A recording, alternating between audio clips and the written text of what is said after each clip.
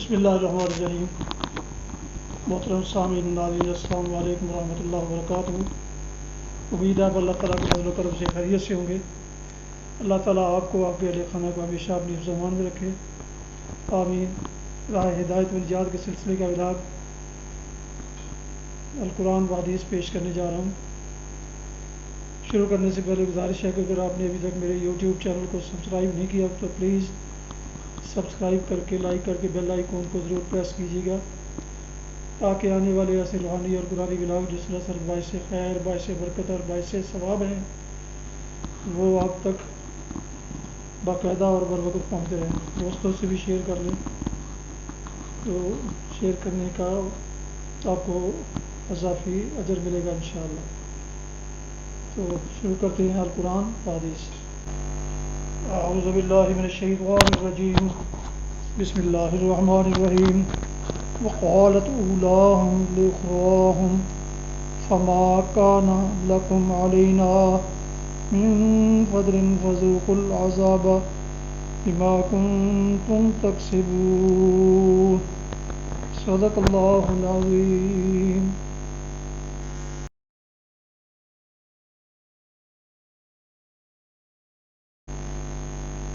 ابھی آپ نے سورہ الاعراف کی آیت نمبر 39 کی تلاوت سماعت فرمائی، اس کا اردو ترجمہ پیش کرتا ہوں۔ وقالت اولاہم لاخراہم، اور پہلا گروہ دوسرے گروہ سے کہے گا کہ اگر ہم قابل الزام تھے تو تم ہی کو ہم پر کون سی فضیلت حاصل تھی، اب اپنی کمائی کے نتیجہ میں عذاب کا مزہ چکھو۔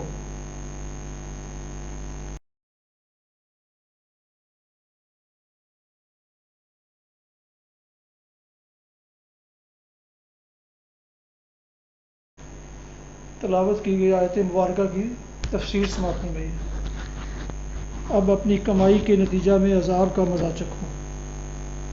اہل دوزخ کی اس باہمی تکرار کو قرآن مجید میں کئی جگہ بیان کیا گیا ہے۔ مثلا سورہ سبا آیات 31 تا 33 میں ارشاد ہوتا ہے کہ کاش تم دیکھ سکو اس موقع کو جب یہ ظالم اپنے رب کے حضور کھڑے ہوں گے اور ایک دوسرے سے باتیں بنا رہے ہوں گے۔ جو لوگ دنیا میں کمزور بنا کر رکھے گئے تھے وہ لوگوں سے جو بڑے بن کر رہے تھے کہیں گے کہ اگر تم نہ ہوتے تو ہم مومن ہوتے۔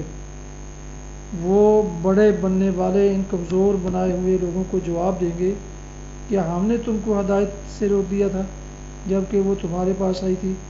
نہیں، بلکہ تم خود مجرم تھے۔ مطلب یہ ہے کہ تم خود کب ہدایت کے طالب تھے۔ اگر ہم نے تمہیں دنیا کے لالچ دے کر اپنا بندہ بنایا تو تم لالچی تھے، جب ہی تو ہمارے دام میں گرفتار ہوئے۔ اگر ہم نے تمہیں خریدا تو تم خود بکنے کے لیے تیار تھے، جب ہی تو ہم خرید سکے۔ اگر ہم نے تمہیں مادہ پرستی اور دنیا پرستی اور قوم پرستی اور ایسی دوسری گمراہیوں اور بدعمالیوں میں مبتلا کیا تو تم خود خدا سے بیزار اور دنیا کے پرستار تھے، جب ہی تو تم نے خدا پرستی کی طرف بلانے والوں کو چھوڑ کر ہماری پکار پر لبیک کہا۔ اگر ہم نے تمہیں مذہبی قسم کے فریب دیے تو ان چیزوں کی مانگ تو تمہارے ہی اندر موجود تھی جنہیں ہم پیش کرتے تھے، اور تم لپک کر لیتے تھے۔ تم خدا کی بجائے ایسے حاجت روا مانگتے تھے جو تم سے کسی اخلاقی قانون کی پابندی کا مطالبہ نہ کریں، بس تمہارے کام بناتے رہیں۔ ہم نے وہ حاجت روا تمہیں گھڑ کر دے دیے۔ تم کو ایسے سفارشیوں کی تلاش تھی کہ تم خدا سے بے پرواہ ہو کر دنیا کے کتے بنے رہو اور بخشوانے کا ذمہ وہ لے لیں۔ ہم نے وہ سفارشی تصنیف کر کے تمہیں فراہم کر دیے۔ تم چاہتے تھے کہ خشک و بے مزہ دینداری اور پرہیزگاری اور قربانی اور صحیح و عمل کے بجائے نجات کا کوئی اور راستہ بتایا جائے۔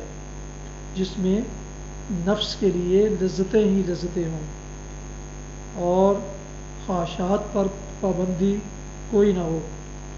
ہم نے ایسے خوش نواب مذہب تمہارے لیے ایجاد کر دیے، غرض یہ کہ ذمہ داری تنہا ہمارے ہی اوپر نہیں ہے، تم بھی برابر کے ذمہ دار ہو۔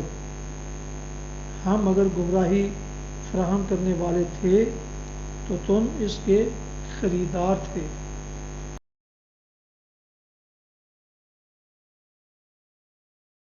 حدیث مبارکہ حضرت براء بن عازب رضی اللہ عنہما سے روایت ہے کہ رسول اللہ صلی اللہ علیہ وسلم صف کے درمیان ایک کنارے سے دوسرے کنارے تک پھرتے، ہمارے سینوں اور کندھوں کو ہاتھ لگاتے، یعنی ان کو ٹھیک کرتے، اور فرماتے تم اختلاف نہ کرو، یعنی آگے پیچھے مت ہو، ورنہ تمہارے دل مختلف ہو جائیں گے۔ اور آپ فرمایا کرتے تھے بے شک اللہ تعالیٰ اور اس کے فرشتے پہلی صفوں پر رحمت بھیجتے۔ صحیح سنن ابی داؤد کتاب الصلاۃ حدیث نمبر 664۔ فوائد، اس میں صفوں کی درستی کی تاکید اور عدم درستی کے نتائج بد کا بیان ہے۔ اس سے واضح ہے کہ ظاہر کے اختلاف سے باطن میں بھی اختلاف رونما ہو جاتا ہے۔ صفوں میں آگے پیچھے ہونا ظاہری اختلاف ہے، لیکن اس کی نحوست نمازیوں کے دلوں پر پڑتی ہے اور باہم پھوٹ پڑ جاتی ہے۔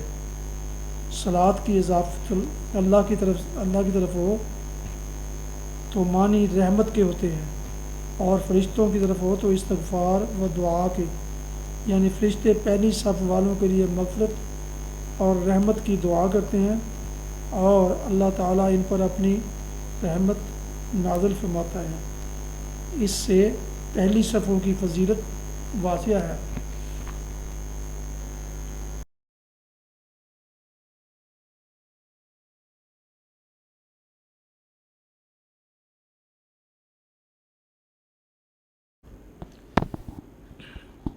یہ تھا میرے یوٹیوب چینل سے راہ ہدایت و نجات کے سلسلے کا ولاگ القرآن و حدیث، جس میں آج سورہ الاعراف کی آیت مبارکہ نمبر 39 کی تلاوت، ترجمہ اور تفسیر بیان کی گئی۔ اس کے علاوہ ایک حدیث مبارکہ بھی آپ کی خدمت میں پیش کی گئی۔ ختم کرنے سے پہلے آپ سے گزارش ہے کہ اگر آپ نے ابھی تک میرے یوٹیوب چینل کو سبسکرائب نہیں کیا تو براہ کرم سے سبسکرائب کر کے، لائک کر کے بیل آئیکن کو ضرور پریس کیجیے گا اور دوستوں سے شیئر بھی کیجیے گا، تاکہ اس طرح آنے والے ایسے روحانی اور قرآنی ولاگز جو سراسر باعث خیر، باعث برکت اور باعث ثواب ہیں، نہ صرف آپ بلکہ دوستوں تک بھی باقاعدہ اور بر وقت پہنچتے رہیں۔ اللہ تعالیٰ آپ کا حامی و ناصر ہو۔ اللہ تعالیٰ آپ کو، آپ کے اہل خانہ کو ہمیشہ اپنے حفظ و امان میں رکھے، آمین۔ اپنا بہت خیال رکھیے گا۔ اپنی دعاؤں میں پاک وطن، والدین، آباء و اجداد، اعزاء و اقارب، دوست و احباب کے علاوہ اس ناچیز کو بھی اگر ان میں شامل فرمائیں تو انتہائی شکر گزار ہوں گا۔ اسی پر آج کا یہ ولاگ، یہ روحانی اور قرآنی ولاگ ختم کرتے ہیں۔ السلام علیکم ورحمۃ اللہ وبرکاتہ۔ پاکستان زندہ باد۔